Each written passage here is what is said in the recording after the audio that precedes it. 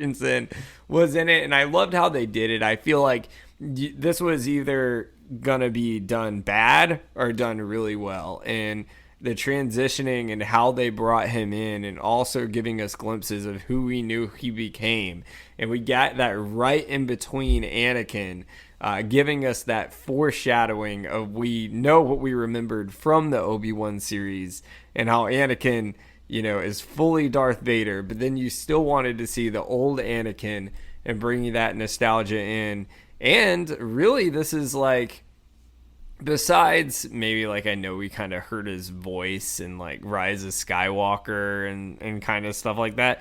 This is really the first time we got to see Anakin as Anakin again. And I love that they brought in even the Clone Wars. We have not seen that. Like, I know they have the show Clone Wars, but we haven't seen that in live action, any of that. Speak on what we did see with the nostalgia aspect of Anakin, like playing that line between good and bad was fantastic. With the fought a little bit dirty, cut the platform out underneath her. He ends up turning full Sith. We got the red saber, he got the red eyes. Like he went full into it, and it was all a test and a training for her to get the strength and the resolve to decide she needs to live. And the evil is going to come, and it's going to be harder to stop if she's not there to take part in the battle for good. So he, I believe, intentionally did this. And again, we can argue if this actually happened. The weird part is if it didn't, how the heck did Jason hear the lightsabers smacking against each other underneath the waves? That wouldn't make much sense if that it was just in her head. So maybe he was able to get in tune with the spiritual realm. Maybe there was a level of purgatory. We talk about that Dumbledore and King's Cross thing in Harry Potter. Maybe that is like a level of purgatory, and she had to fight her way out of purgatory to get back to the land of the living. And so Jason was able to sense her in the spiritual realm because he's force sensitive. That's my assumption in any event. But if that is the assumption, and he did have a logical thought process behind what he was doing, I think he wanted to scare her a little bit and show her like, yeah, like I am gonna go full Vader here, because this is what I might be gone, but evil still exists, and you're fighting well here.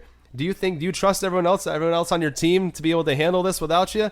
Like, yeah, I think he was trying to show her that you're one of the people that can be a big factor in changing the tide of this battle if it comes to it, but not if you don't make it back there. He said, you're gonna live or die, and I'm not taking it easy on you. Like, I'm legit gonna try to take you out. And you saw him like nonstop, like slashing down at her using like techniques and his maneuvers. And you got to see that he trained her very well. She was well versed in his movements. They had sparred enough to where she even ended up getting the upper hand and ended up kicking him in the face. And that's when he's like, "Well, I haven't taught you everything. I kept it clean, but now let's go a little dirty." Just again, like I said, full evil. We got the full red saber, the full red eyes. She's not sure what the hell to think. She had to make the choice. Am I gonna fight to survive? Or, dude, am I going to let my former master kill me here in the spiritual realm? Like, I don't know what's going to happen. Am I actually going to die? Is that, so like, I only have one option. He basically, swim, baby, let's go. What are you going to do? And, she rose to the occasion, and it was beautiful to see. And that's why at the end, when he's like, well, there's hope for you yet, he accomplished what he set out to do. And he put the will to survive into her. Really think about this for a minute. You mentioned like that level of purgatory, and he kept saying live or die. If you really think of that and really take it almost from like a literal perspective, which most people probably wouldn't, but say you really dive in deep into that statement and how we're saying, what's his name? Jason, the little kid, could hear the lightsabers. Say they were stuck in purgatory and, she had fallen off that cliff. If he had beat her, say she does actually die, but she beats him and actually lives. Like, Hera's son, Jason.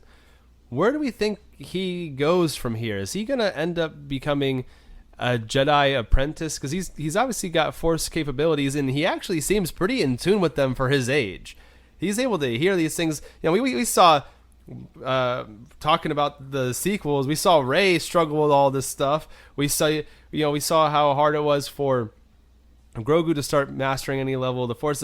This kid doesn't really have any formal training. His dad was Canon Jarrus, who's been long dead. And the only other Jedi he's been around has been Ezra Bridger, who's been off into some other galaxy. So he took Thrawn with him to keep everyone safe. So he's kind of developed these. It almost reminds me in Dragon Ball Z. Remember when like Goten and young Trunks were like out of nowhere went Super Saiyan? They just figured out how to do it on their own. Where Goku, he had to get to the very brink of his power to get saw Krillin die. He saw his best friend get killed by Frieza in front of him, and that flipped the switch to, okay, now I've got to hit this next level. Where same thing with Vegeta, he thought it was all lost and broken, and he hit that next level. Where these kids, they're just kind of messing around. They're like, whoa, this is kind of cool, and it just happened for him. So like it's almost like him. I guess he's gonna be like this prodigy. He has a level of mastery over the Force that people his age just don't have, especially with no formal training. So I guess my question to you is what is the future going to be like for Jason? Is he going to be the next big Jedi? Where do you think he goes from here in his character arc? It kind of makes you think of almost like in episode 1 when Qui-Gon Jinn noticed the metachlorian count of Anakin, and he was just like a pod racer at the time. Of course, that went the way no one wanted it to go, but it really makes you wonder, like, I think this kid very well could be, I mean, based on what he's showing, I'm not afraid to say it. I mean, maybe he could be the next Luke. Like, I don't know. I mean, we didn't even see Luke do that at a young age. I mean, remember Ben Kenobi, Obi-Wan had to go and kind of pull him out of, he was working in like a scrapyard. This kid like already has glimpses of things that we're not even sure that's real, that people are really having to listen to see if they are. Would you got to have Force potential to even be able to do that? So he very well could be. I think that'd be awesome. I mean, say years in the future, right? Like maybe that's like the next. I mean, I just don't see anyone in this series that has the respectability to train someone like that that's already seeing signs of that. I mean, everyone freaks out over the child, Grogu, because of the species he is, probably because, Luke, we know who trained Luke besides Ben Kenobi, right? And I mean, there's obviously a sense of astonishment there when you hear that. But to hear someone's already having signs like this at such a young age, it makes you wonder, like, who in the entire galaxy could do